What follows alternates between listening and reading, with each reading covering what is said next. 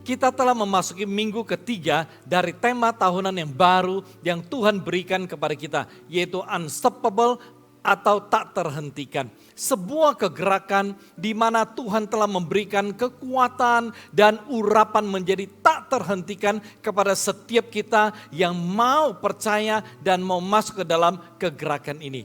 Nah, saudaraku sekalian, ketika kita berbicara tentang unstoppable atau tak terhentikan, kita berbicara tidak ada satu hal atau kondisi apapun yang bisa menghentikan kita, ya, yang bisa menghentikan kita untuk beribadah, ya, melayani Tuhan dan untuk diberkati dengan sebuah keberhasilan.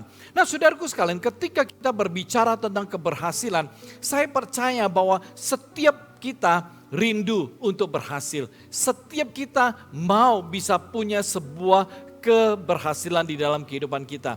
Dan kata keberhasilan merupakan sebuah kata yang paling disukai oleh semua orang. Ya, semua orang rindu bisa berhasil di dalam usaha, di dalam pendidikan, di dalam karir, di dalam keluarga, dan lain sebagainya. Nah, saudaraku sekalian, akan tetapi pada kenyataannya kita menemukan bahwa orang-orang yang berada di sekitar kita, ya, kita melihat ada banyak di antara mereka yang sulit untuk berhasil, bahkan ya mereka ada yang tidak bisa berhasil.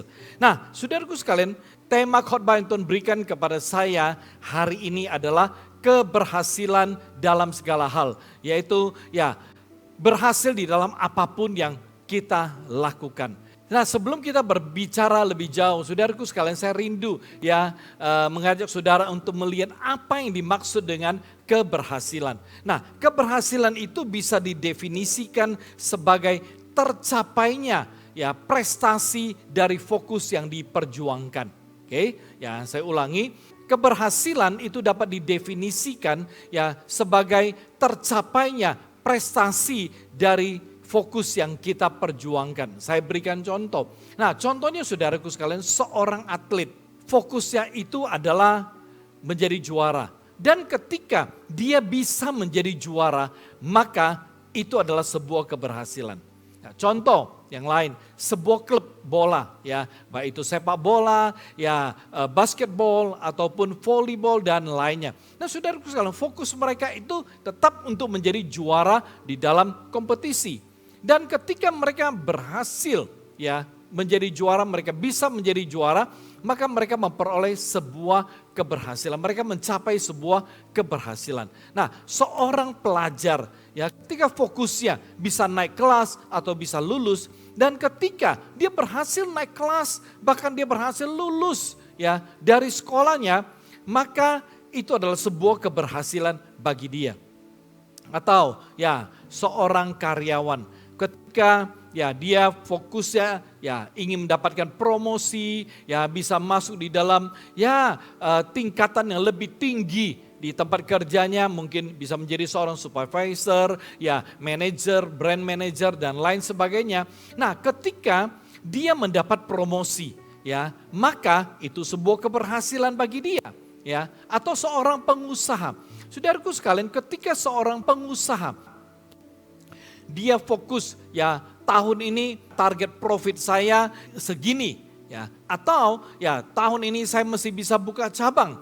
Dan saudaraku sekalian, ketika ya pengusaha tersebut ya mendapatkan atau mencapai profit yang ditargetin, itu sebuah keberhasilan. Atau ketika dia bisa membuka sebuah cabang baru, maka itu adalah sebuah keberhasilan. Nah, saudaraku sekalian, dengan tercapainya prestasi yang ditargetin, ya, maka itu akan menghasilkan sebuah keberhasilan yang mana itu di dalamnya mencakup kekayaan, ya, status dan juga kekuasaan, ya. Karena kita melihat ketika seseorang disebut berhasil, itu seringkali dinilai, oh dia punya uang yang banyak, dia punya ya usaha yang banyak, dia punya rumah yang besar, punya rumah yang banyak, ya, atau dia punya ya mobil-mobil yang bagus, mahal-mahal dan punya banyak ya, atau ya dia punya keluarga yang baik, yang harmonis, ya,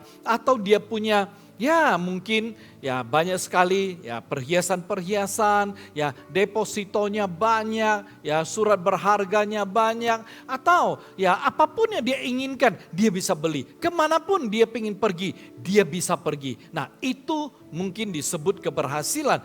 Oleh sebab itu ya kita melihat semua orang itu berjuang untuk memperoleh keberhasilan ya dengan bekerja sangat keras. Ada orang bekerja dari pagi sekali sampai malam ya, atau bahkan ada yang bekerja dari Senin sampai dengan hari Minggu.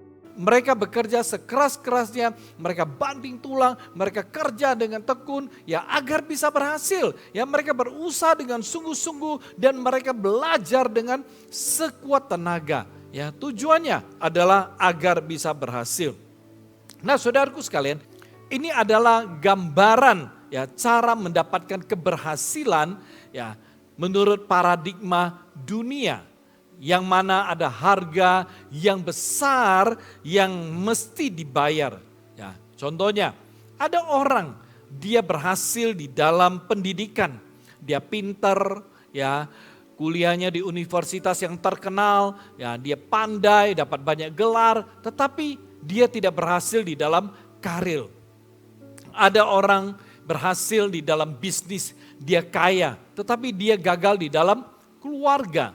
Ada yang berhasil ya di dalam pernikahan, di dalam keluarga, ya, tetapi dia tidak berhasil dalam mendidik anak-anaknya.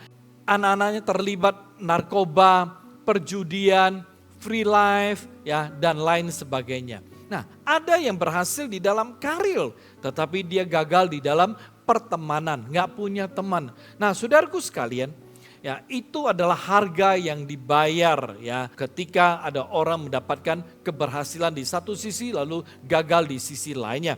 Oke, hari ini saya mau mengajak saudara untuk mengerti bagaimana mendapatkan sebuah keberhasilan ya sesuai dengan cara Tuhan.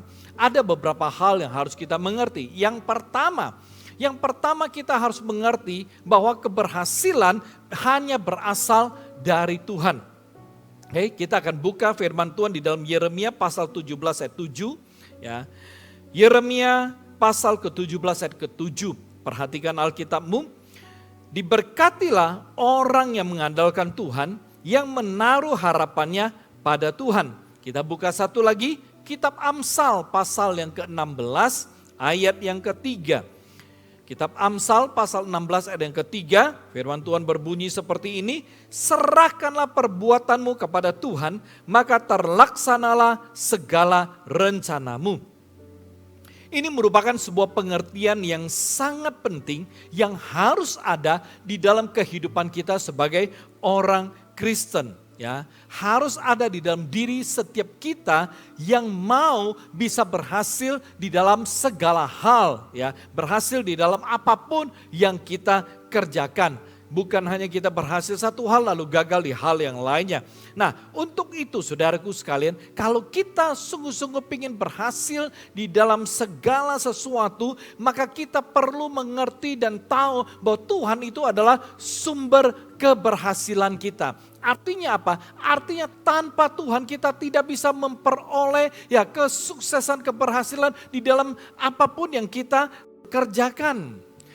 Contohnya saudaraku sekalian, kalau hari ini ya saudara pengen berhasil, pengen sukses di dalam masa depan saudara, seperti ya berhasil di dalam usaha, di dalam keluarga, di dalam pendidikan, di dalam karir saudara, maka ya yang perlu saudara lakukan adalah harus datang kepada Tuhan.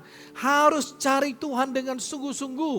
Matius 6:33 berkata, cari dahulu kerajaan Allah dan kebenarannya, maka semuanya akan ditambahkan kepadamu. Nah saudaraku sekalian, kalau mau berhasil di dalam segala hal, maka saudara harus mengandalkan Tuhan, menaruh harapan hanya kepada Tuhan. Ya, tahu bahwa hanya Dialah satu-satunya yang bisa membuat kita berhasil di dalam semua yang kita kerjakan. Nah, ini penting sekali saudaraku, ya. Kita perlu tahu bahwa keberhasilan itu berasal daripada Tuhan. Saya berikan contoh kepada Anda. Mari kita buka Ulangan pasal 8 ayat 18a. Tetapi haruslah engkau ingat kepada Tuhan Allahmu, sebab Dialah yang memberikan kepadamu kekuatan untuk memperoleh kekayaan. Satu lagi, kitab Amsal pasal yang ke-10 ayat ke-22. Ya, Amsal 10:22 firman Tuhan berbunyi seperti ini.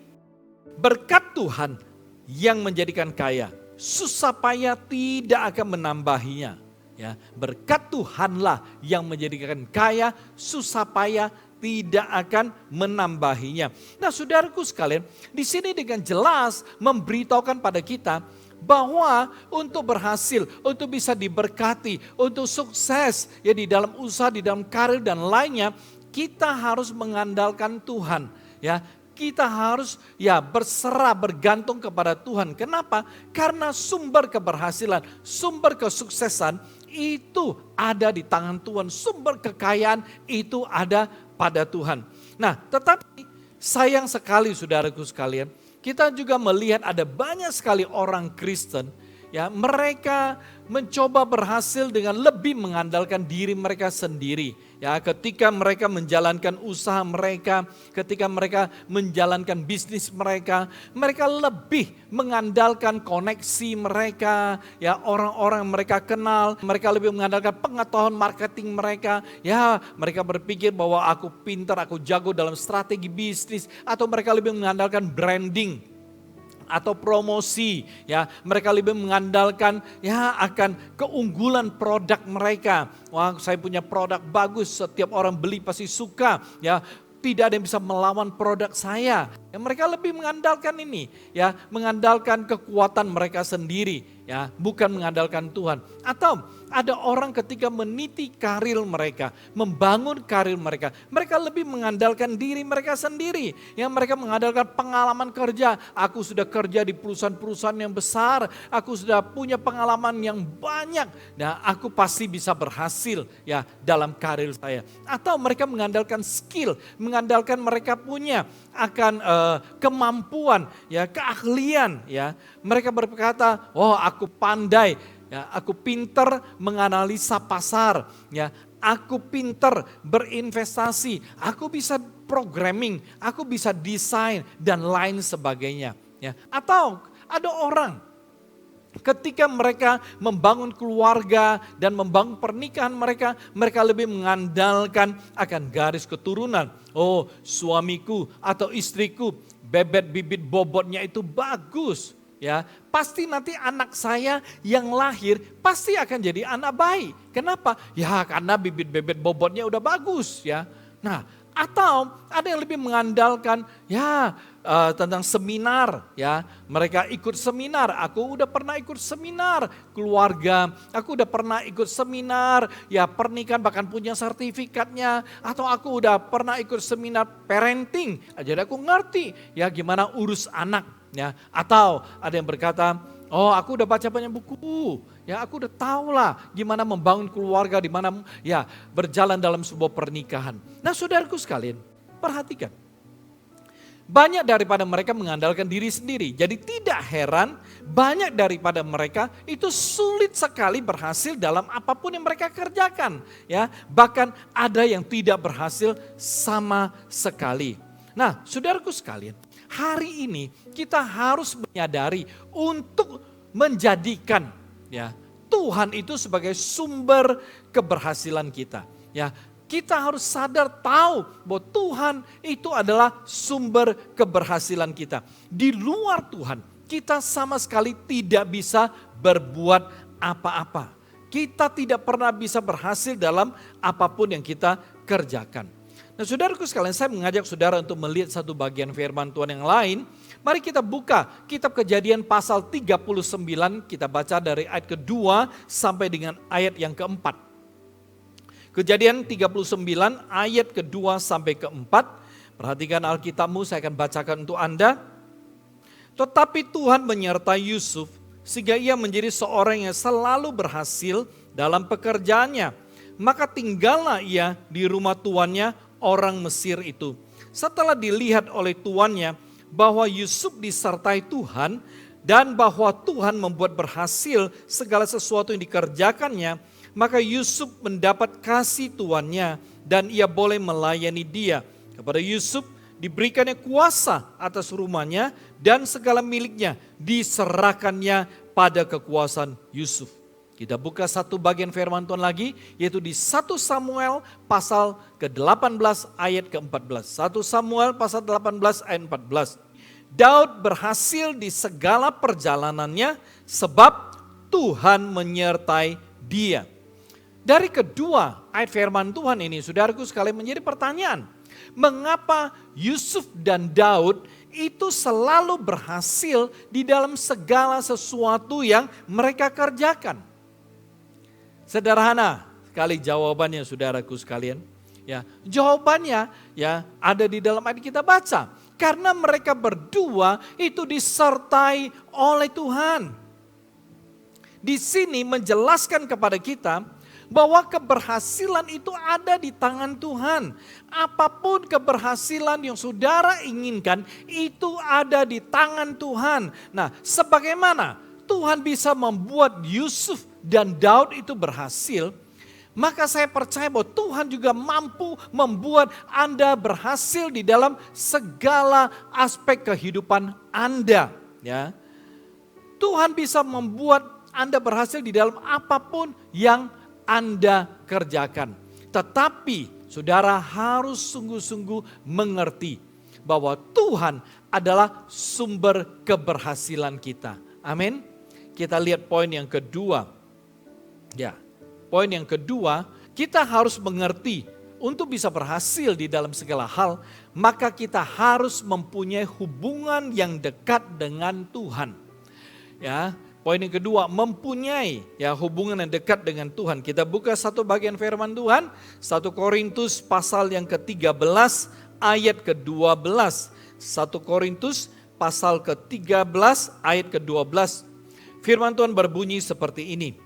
Karena sekarang kita melihat dalam cermin suatu gambaran yang samar-samar. Tetapi nanti kita akan melihat muka dengan muka. Sekarang aku hanya mengenal dengan tidak sempurna. Tetapi nanti aku akan mengenal dengan sempurna. Seperti aku sendiri dikenal.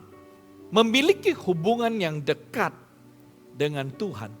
Itu merupakan sebuah kebutuhan yang hakiki atau sebuah kebutuhan yang sangat utama ya bagi kita ya sebagai orang Kristen. Kita melihat bahwa pentingnya memiliki hubungan yang dekat dengan Tuhan itu saya analogikan ya seperti makan.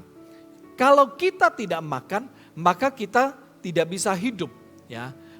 Kita akan mati. Sama. Kalau kita sebagai orang Kristen, kita tidak mempunyai hubungan dengan Tuhan, tidak mempunyai hubungan dekat dengan Tuhan, maka kita punya rohani akan mati. Saudaraku sekalian, penting kita memiliki hubungan yang dekat atau intim dengan Tuhan, karena ketika kita memiliki hubungan dekat, kita bisa mengenal Tuhan dengan baik. Ya, kita bisa mengenal Tuhan yang kita percaya, Tuhan yang kita sembah itu Tuhan yang bagaimana, ya. Dan di samping itu kita juga bisa tahu ya bagaimana Tuhan itu memimpin kita. Ketika kita dekat dengan Tuhan, kita tahu kalau Tuhan kita adalah Tuhan yang maha kuasa, Tuhan yang maha kasih, Tuhan yang maha adil, dan kita juga ngerti cara-cara Dia memimpin dan menyertai kehidupan kita. Oleh sebab itu saudaraku sekalian, kita harus cari tahu ya, cari tahu bagaimana caranya kita bisa memiliki sebuah hubungan yang dekat dengan Tuhan. Sederhana saudaraku sekalian, kalau kita mau memiliki sebuah hubungan yang dekat dengan Tuhan, maka kita perlu untuk membangun hubungan tersebut terlebih dahulu. Ya, contoh saudaraku sekalian, Anda punya tanah kosong. Lalu Anda berkeinginan untuk memiliki sebuah rumah. Maka hal yang pertama yang harus Anda lakukan adalah Anda harus membangun sebuah rumah di tanah kosong Anda. Amin saudaraku. Nah setelah Anda membangun rumah di tanah kosongmu dan rumahnya sudah jadi, maka Anda akan punya rumah dan Anda bisa tinggal di dalam rumah tersebut. Sama. Kita kalau merindukan memiliki sebuah hubungan yang dekat atau intim dengan Tuhan, maka kita harus membangun hubungan antara kita sama Tuhan. Ada beberapa cara, saudaraku sekalian, kita bisa membangun hubungan antara kita dengan Tuhan. Yang pertama adalah melalui doa. Melalui doa. Nah, ketika kita berbicara mengenai doa, ya ini adalah doa yang kita lakukan setiap hari. Ya, bukan doanya bolong-bolong. Ya, hari ini doa, besok enggak, lusa doa, 2 hari lagi baru doa lagi gitu loh. Nggak bisa begitu.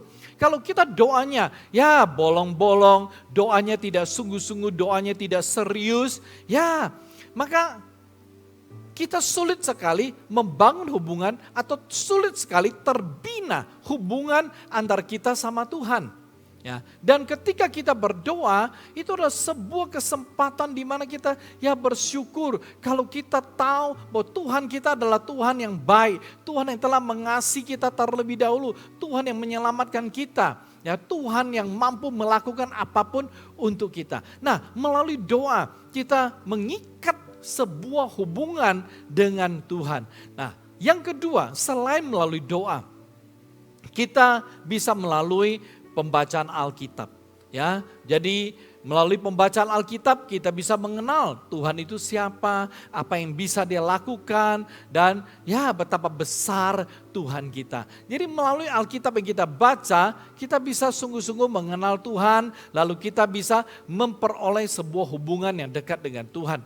Ya, karena melalui Alkitab yang kita baca kita bisa mengasihi Tuhan, ya. Dan saudaraku sekalian, ketika kita membaca Alkitab sama seperti doa, kita juga tidak boleh membaca Alkitab bolong-bolong, ya. Membaca Alkitab saat kita ingat, membaca Alkitab pada saat kita punya waktu, ya. Kita membaca Alkitab nantilah kalau sempat. Kita tidak bisa membaca Alkitab dengan cara seperti ini. Karena dengan cara seperti ini maka sulit sekali hubungan kita dengan Tuhan bisa terbangun, ya. Nah, hal yang lain melalui ibadah. Melalui ibadah, hubungan kita dengan Tuhan itu bisa terbangun juga. Ya, kita bersyukur, ya, gereja kita mempunyai banyak sekali aktivitas ibadah.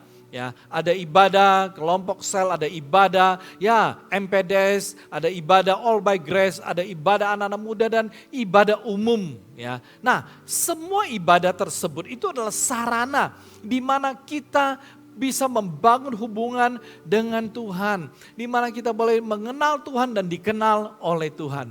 Ya, amin saudaraku. Ya, juga melalui pelayanan. Ya, kalau Anda beroleh kasih karunia, beroleh anugerah sehingga bisa melayani Tuhan, ambil bagian di dalam pelayanan, layani Tuhan dengan setia. Ya, karena ini adalah kesempatan kita membalas kasih Tuhan. Nah, dengan melayani Tuhan dengan setia, kita bisa semakin mengasihi Tuhan, ya, dan kita bisa merasakan kuasa Tuhan yang luar biasa di dalam kehidupan kita. Melalui pelayanan kita bisa membangun hubungan kita dengan Tuhan. Saudaraku sekalian, oleh sebab itu saya katakan, kalau kita mau berhasil di dalam segala hal, maka kita harus membangun hubungan kita dengan serius. Ya, membangun hubungan dengan Tuhan itu dengan serius. Kita tidak bisa asal-asalan atau mut-mutan di dalam membangun hubungan kita dengan Tuhan. Ya, setiap kali kita membangun hubungan dengan Tuhan, kita perlu untuk membayar harga. Ya, artinya kita perlu adakan waktu untuk bersekutu dengan Tuhan. Baik itu saat teduh pribadi ataupun di dalam persekutuan secara bersama, seperti ibadah-ibadah yang diadakan oleh gereja kita. Saudaraku sekalian, ketika kita melakukan semuanya itu dengan rutin, dengan setia, maka akan terbangun sebuah hubungan antara kita dengan Tuhan. Akan terbentuk sebuah hubungan yang terjalin terus-menerus antara kita dengan Tuhan. Nah, melalui hubungan yang dekat atau intim ini, maka saudaraku sekalian, kita bisa menjadi peka. Ya, kita bisa menjadi peka sehingga kita bisa tahu ya bagaimana Tuhan itu menuntun kita. Kita bisa menjadi peka dan kita bisa menerima arahan dan petunjuk daripada Tuhan. Ya, dan ini hal yang luar biasa. Bayangkan saudaraku sekalian, ketika ya kita peka lalu Tuhan kasih arahan, Tuhan kasih petunjuk ya dalam menjalankan bisnis, dalam meniti karir kita, dalam membangun keluarga kita, dalam pendidikan kita dan lain sebagainya. Wow, ini luar biasa. Saya percaya ketika Tuhan itu menuntun, ketika Tuhan itu mengarahkan, itu kita punya usaha pasti berhasil, karir kita pasti berhasil, keluarga kita pasti berhasil, pendidikan kita pasti berhasil. Amin saudaraku sekalian. Nah, oleh sebab itu penting kita memiliki hubungan yang dekat dengan Tuhan. Nah saudaraku sekalian, hal yang lain ketika Tuhan memberikan kita arahan ya atau petunjuk yang sangat penting, respon daripada kita ya adalah kita harus taat ya, taat dan lakukan sesuai ya. Lakukan dengan sesuai arahan dan petunjuk Tuhan di dalam kehidupan kita. Ketika kita lakukan sesuai, maka kita bisa berhasil. Ya, kita lakukan dengan taat, petunjuk dan arahan Tuhan, kita pasti berhasil. Saudaraku sekalian, ya jangan Tuhan kasih petunjuk, Tuhan kasih arahan, kita tidak mau taat, tidak mau lakukan sesuai, ya kita tidak akan mendapatkan keberhasilan juga. Saya berikan sebuah contoh, saudaraku sekalian, ya sebuah contoh ya tentang Gideon mengalahkan orang Midian. Gideon ya dia memperoleh sebuah keberhasilan yang luar biasa. Dia mendengar petunjuk Tuhan dan dia mengikuti 100%. Dia taat 100% lalu dia lakukan sesuai ya arahan dan petunjuk dari Tuhan. Hakim-Hakim pasal 7 ayat 1 sampai 25. Anda catat saja, Anda baca nanti. Kitab Hakim-Hakim pasal yang ke-7 ayat 1 sampai ayat ke-25. Saudaraku sekalian, pada waktu itu Gideon akan berperang melawan orang Midian. Firman Tuhan memberitahu kepada kita bahwa rakyat dan tentara yang ada bersama dengan dia itu ada 32.000 orang. Wah, banyak ya. Ada 32.000 orang. Dan setelah rakyat itu berkumpul, pasukannya telah berkumpul dan mereka siap mau berangkat untuk berperang. Sebelum mereka sampai di tempat musuh, saudaraku sekalian, Tuhan datang kepada Gideon. Tuhan berkata kepada Gideon, Gid, orang yang bersama lu tuh kebanyakan. Ya. Tuhan berkata itu kebanyakan, terlalu banyak. Ya. Coba bilang begini ke mereka, bagi Anda yang takut dan gentar, silakan pulang. Saudaraku sekalian, ketika Gideon mendengar arahan Tuhan, Gideon lalu memanggil ya semua orang Israel lalu berkata, bagi Anda yang takut dan gentar, kalian boleh pulang. Ternyata rakyat yang bersama dengan Gideon sebagian besar takut berperang. Ya, kenyataannya begitu Gideon memberi pengumuman, 22.000 orang pulang. 22.000 orang kembali. Wow, itu luar biasa. Dan saudaraku sekalian, tentaranya tersisa 10.000 orang. Dan ketika sisa 10.000 orang, Tuhan datang lagi kepada Gideon. Dan Tuhan berkata hal yang sama, Gid, orang yang bersama lu tuh masih banyak. Suruh mereka minum air, ya, lalu kamu pisahkan. Yang menjilat airnya langsung pakai lidah, sama yang minum pakai tangan, entar lu pisahin. Saudaraku sekalian, Gideon dengar apa kata Tuhan. Dia taat. Lalu dia memberikan pengumuman yang kedua kali. Gideon berkata, sekarang ya silakan minum air. Lalu pasukannya ya kemudian minum air. Ketika minum air, selesai itu Gideon berkata, siapa yang minum langsung dengan menjilat ke air berdiri di sebelah sini. Yang minum pakai tangan berdiri di sebelah sana. Saudaraku sekalian, tiba-tiba terjadi sebuah pergerakan. Ada sebagian besar ternyata minum dengan menjilat air langsung dari aliran air sungai. Itu ada 9.700 orang. Hanya 300 orang yang meminum air dengan mencedok pakai tangan. Saudaraku sekalian, ya sesuai petunjuk Tuhan. 9.700 orang itu pulang. Disuruh pulang. Ini luar biasa saudaraku sekalian. Pada saat hanya sisa 300 orang, Gideon tidak komplain sama Tuhan. Gideon tidak protes. Gideon tidak berkata, Tuhan gimana mau berperang? Hah? Dari 32.000, sekarang pasukan guanya sisa 300. Gimana mau berperang? Saudaraku sekalian, perhatikan. Musuh Gideon, orang Midian itu jumlahnya bukan 500 doang. Jumlahnya bukan 600, 700 atau 800. Tapi jumlahnya itu ribuan, banyak sekali mungkin puluhan ribu. Perhatikan di ayat ke-12 ya, Hakim-Hakim pasal 7 dan 12 di sana menggambarkan apa? Di sana digambarkan bahwa orang Midian itu banyaknya seperti belalang ya, dan banyaknya seperti pasir di pantai. Dari sini saudaraku sekalian Anda bisa membayangkan. Ya, khususnya bagi Anda yang pernah melihat video-video atau di TV ya tentang ya hama belalang ya, bayangkan itu belalang sekali datang itu begitu banyak. Ya, demikianlah orang-orang Midian, musuh Gideon itu begitu banyak, saking banyaknya sampai diekspresikan dengan seperti pasir di tepi pantai. Bayangkan. Artinya, saudaraku sekalian, musuhnya banyak sekali, tapi Tuhan hanya memakai 300 orang. Kita bersyukur saudaraku sekalian, Gideon tidak komplain. Gideon tidak protes. Tetapi Gideon dia percaya penuh kepada Tuhan. Dia taat kepada petunjuk Tuhan, dia taat kepada arahan Tuhan. Dia lakukan sesuai yang Tuhan suruh. Kenyataannya hasilnya seperti apa? Saudaraku sekalian, ketika Anda membaca seluruh perikop Alkitab ini, ketika Anda baca, saudaraku sekalian, Gideon mengalahkan musuhnya. Gideon mengalahkan orang-orang Midian.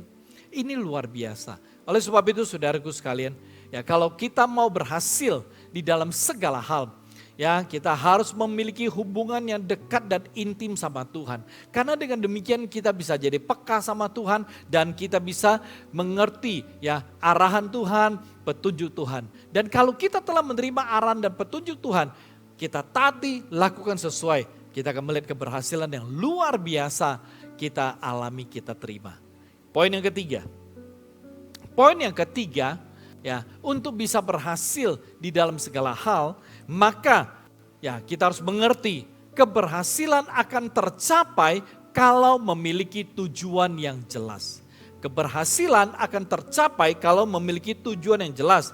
Kita buka 2 Raja-Raja pasal ke-19 ayat ke-19. Firman Tuhan berbunyi seperti ini.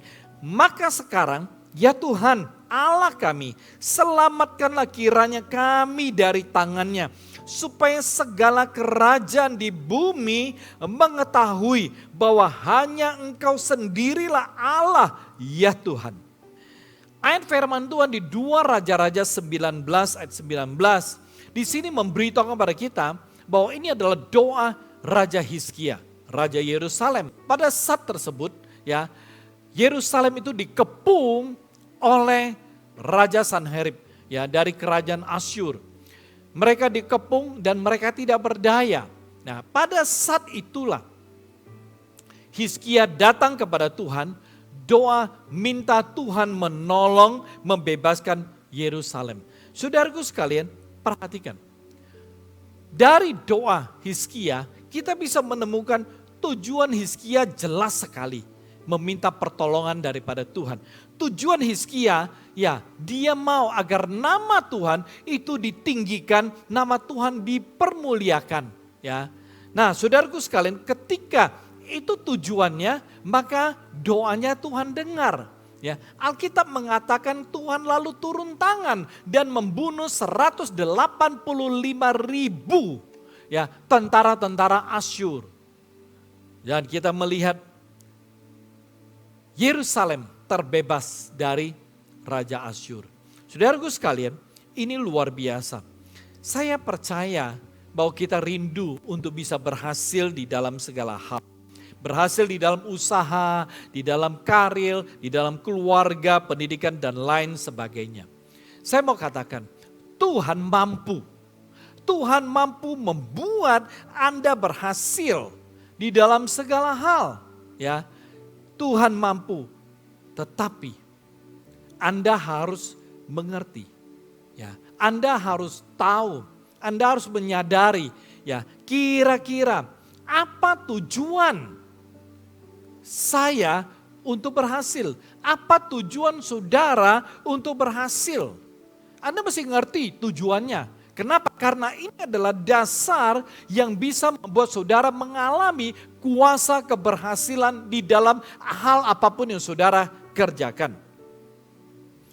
Selalu ada tujuannya. Oke, kita buka Kejadian pasal ke-12 ayat yang kedua. Firman Tuhan berbunyi seperti ini.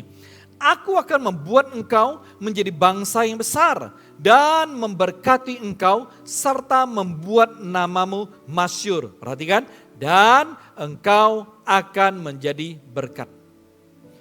Saudaraku sekalian, di sini kita melihat kembali Tuhan ketika memberkati Abraham, ya, Tuhan punya tujuan. Tuhan punya tujuan, yaitu agar Abraham menjadi berkat. Saudaraku sekalian, saya telah memperlihatkan dua sisi kepada Anda. Ya, waktu Hizkia minta tolong tujuannya agar nama Tuhan dipermuliakan. Tapi ketika dari pihak Tuhan memberkati seseorang, Tuhan punya tujuan. Itu agar orang itu menjadi berkat. Oke, saudaraku sekalian. Mari saya mengajak saudara untuk melihat sebuah contoh. Contoh, ya, kita bicara, ya, usaha saudara lah atau bisnis saudara diberkati Tuhan. Ya, diberkati Tuhan. Nah, saudaraku sekalian, perhatikan, ketika usaha atau bisnis, ya, saudara diberkati Tuhan, kita menemukan secara gamblang bahwa tujuan Tuhan memberkati seseorang dengan keberhasilan, ya, selalu, ya, didasari dengan dua hal. Yang pertama adalah agar, ya, orang tersebut menjadi berkat. Bukan, ya, setelah diberkati sama Tuhan, dia mengumpulkan, ya, harta demi apa? Demi memuaskan keinginan dan kesenangan pribadinya. Ya, bukan ketika seseorang itu diberkati, ya, oh, dia merasa, waduh, sekarang aku sudah bisa beli rumah yang besar, aku bisa beli mobil yang mahal, aku bisa beli tas yang mahal, yang branded, aku bisa pakai jam tangan yang branded, oh, aku bisa pakai baju-baju yang bermerek dan lain sebagainya. Saudaraku sekalian, tujuan Tuhan memberkati Anda bukan untuk memuaskan keinginan dagingmu atau kesenanganmu.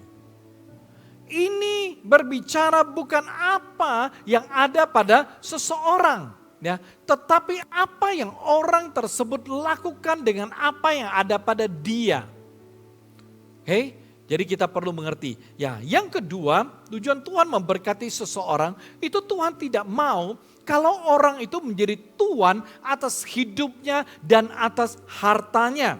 Yang Tuhan inginkan adalah agar orang itu bisa melakukan apapun seturut dengan kehendak Tuhan. Oke, contoh dalam hal memberi, ya. Contoh dalam hal memberi, ya, karena hal yang paling umum yang ada di dalam kehidupan kita sebagai orang Kristen. Ya, ketika kita memberi, Tuhan itu mau kalau kita itu memberi sesuai dengan kehendak Tuhan. Kapanpun, dimanapun, ya, Tuhan kehendaki. Waktu memberi itu bukan menurut kehendak kita, ya, tapi menurut kehendak Tuhan. Artinya saudaraku sekalian, saat Tuhan menggerakkan dan memerintahkan kita dengan jelas, maka kita harus melakukannya tanpa melihat situasi kondisi. Ya, dengan demikian, ya, kita tidak menjadi tuan atas harta dan hidup kita. Kalau Tuhan menyuruh kita melayani, mari kita melayani tanpa melihat situasi kondisi. Nah, perhatikan saudaraku sekalian, Tuhan sedang mencari orang-orang yang memiliki tujuan yang jelas, ya, di mana dia menyadari bahwa kalau dia diberkati, dia bisa menjadi berkat dengan memberkati pekerjaan Tuhan, pelayanan, dan sesama. Ya, kita tahu saudaraku sekalian, ketika kita memberkati sebuah pekerjaan Tuhan, ya, dan ketika pekerjaan itu berkembang, maka jiwa-jiwa akan dimenangkan, nama Tuhan akan ditinggikan dan akan dipermuliakan. Mari kita buka kitab 2 Tawarik, pasal yang pertama ayat 10 sampai ayat yang ke-12. Perhatikan Alkitabmu, ya, firman Tuhan berbunyi seperti ini. Berilah sekarang kepadaku hikmat dan pengertian, supaya aku dapat keluar dan masuk sebagai pemimpin bangsa ini. Sebab siapakah yang dapat menghakimi umatmu yang besar ini?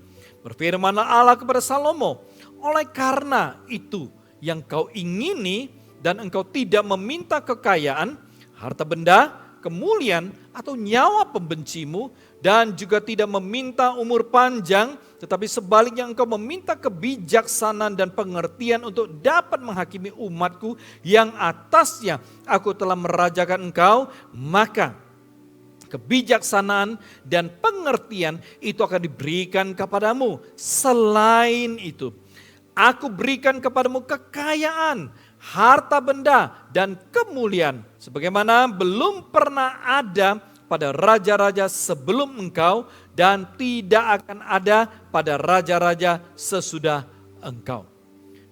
Di sini kita melihat, ya, tujuan Salomo ketika dia menjadi raja. Satan menyatakan diri kepada dia dan bertanya apa yang dia minta.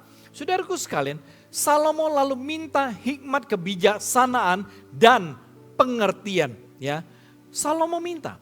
Tujuannya adalah agar dia dapat menghakimi umat kepunyaan Tuhan. Saudaraku sekalian, tujuan Salomo di sini jelas, ya. Dia mau Tuhan yang telah menjadikan dia raja itu ditinggikan, itu dipermuliakan, ya, di bawah kepemimpinannya. Oleh karena itu kita melihat, oleh karena tujuannya jelas, Tuhan memberkati dia dengan keberhasilan yang sangat amat luar biasa.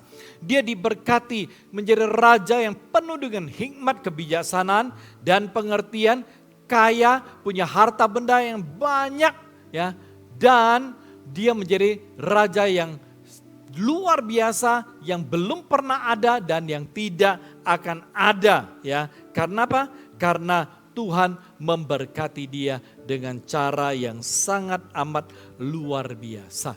Saudaraku sekalian, apabila hari ini tujuanmu, ya, jelas, ya, mau berhasil dalam segala hal, mau diberkati, tujuannya adalah untuk bisa menjadi berkat, ya, dengan memberkati pekerjaan Tuhan, pelayanan sesama, maka saya katakan Anda pasti akan berhasil di dalam segala hal. Anda pasti akan berhasil di dalam usahamu, dalam karirmu, dalam keluargamu, dalam pendidikanmu, dan lain sebagainya.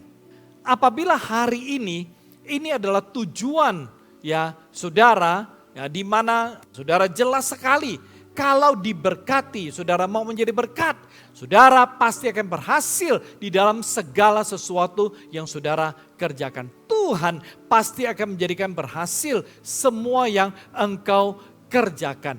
Mari kita tundukkan kepala, kita akan berdoa.